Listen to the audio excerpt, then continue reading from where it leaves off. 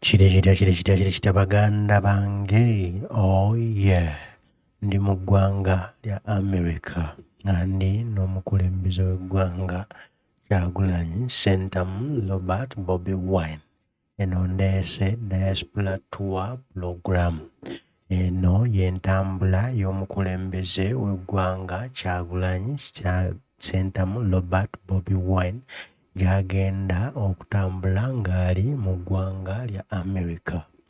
Olwaleero nga 23 mwezi ogwokuna omwaka 2023 essaawa zigenda kuba 9 okutuukira ddala essaawa 3 ez'ekiro mu ggwanga lya America, atandikidde wali Boston Chapter Town Hall.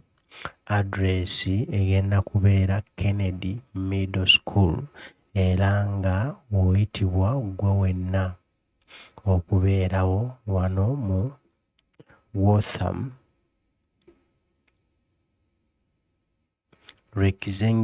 Lexington St. Waltham MA wetugenda okubeera. Gwe munnayuganda owali mu diaspora munnankyukakyuka ali mu America oyitibwa obutasubwa nsonga eno. Nga 23 leero ebula ssaawa busaawa kitandike kitokote. Kati ate nga 28 abaana b'e New York mutulinde. 23 nkugambye mukulembeze ali Boston, Massachusetts. Olwo 28 omwezi ogwokuna omwaka 2023 essaawa zigenda kuba 12 ez'akawungeezi. Abaana b'e New York omukulembeze atuuse. Ekifo tugenda kuba wali mu House of the Lord Church wetugenda okubeera, era nga address erinnya 15 Atlantic Avenue, Brooklyn, New York MM2M7. Nga 29 abaana b'e Chicago, Illinois mutulinde. Omukulembeze agenda kuba wammwe, era omwezi guno ogwokuna essaawa zigenda kuba 8 okutuuka essaawa 2 ez'ekiro. Ndowooza muwulidde. Abaana b'e Chicago, Illinois tugenda kubeera mu kifo ekimanyiddwa nga Allison Plile Center, era nga address eri 2 Schaumburg City.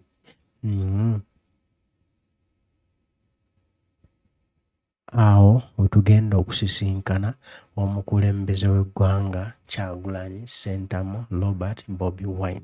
Olwo ate nga 3 ogwokuna nga tugumalako mwaka 2023 essaawa 8 kutuuka ssaawa 2 ez'ekiro. Abaana b'e Minneapolis, Minnesota. Abaana b'e Minnesota omukulembeze ajja, mwetegeke. Ekifo okusangibwa kiyitibwa Embassy Suite wali by Hillion.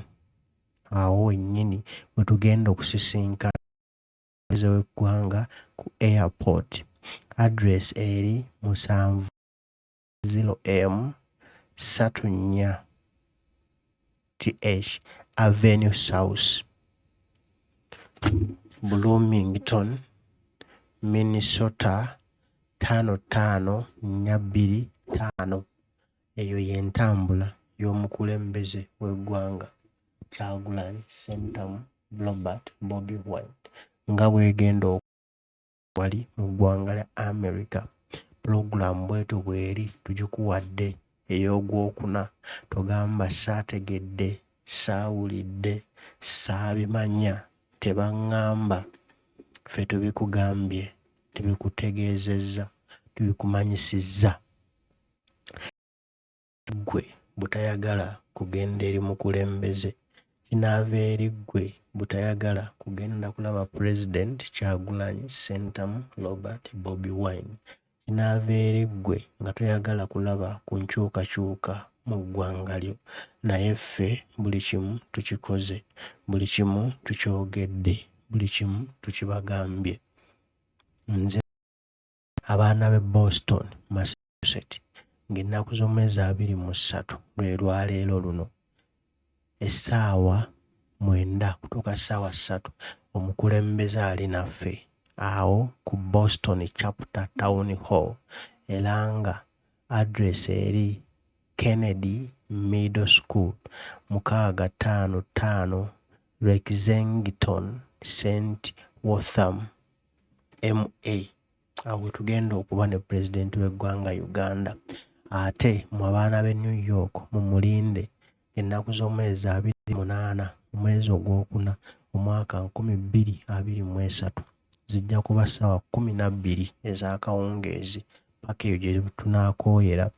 Ekifo kimanyiddwa nga House of the Lord Church era endagiriro eri 415 Atlantic Avenue, Brooklyn, New York MM2M7.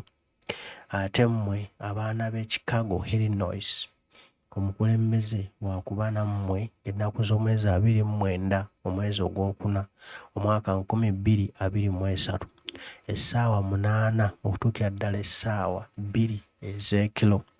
Ekifo we tubeera n'abeera kimanyiddwa nga Alice Allison Plile Center era nga address oba oyagala okugimanya amangu obutabuzaabuzibwa eri 20M Scambag City Scambag AL 60193. Awo nawo mbuuseewo n'abaana b'e Minnesota omukulembeze nammwe ajja wammwe ennaku z'omwezi 3 omwezi ogwokuna guno omwaka 2023 essaawa zigenda kuba 2 ez'ekiro era ng'ekifo ew'okumusisinka kimanyiddwa nga Embassy Suites by Hillion Minneapolis Airport kyekyo. Ate ng'endagiriro eri 79034 TH Avenue South, Bloomington, Minnesota 55425. Bw'etyo entambula y'omukulembeze w'eggwanga Kyagulanyi Ssentamu Robert Bobi Wine bw'egenda okuba era bw'agenda okutambula mu ggwanga la America omwezi guno ogwokuna. Saagala agamba saabitegeera, saabiwulira, saabimanya tebaŋŋamba, ze mbikugambye gwe naawe akatambi katambuze okaweereze munno naye akimanye. Yeetegeke era ffenna tubeeyo okujaguza n'okwogera n'omukulembeze w'eggwanga Kunga USA Kunga paka nga nakyemalira takyafuna wadde 10 tumugobe mu ggwanga Uganda nga tusindika asitamye nga tukwata mu jjenje kkalu. Ndowooza ebigambo mbyogedde era mubiwulidde, tewali ttoma. President tukwagaliza olugendo olulungi ate okumewo mirembe tuzoganye paka nakyemalira nga tumututte lwe tuyingire Uganda empya nga tusanyuka.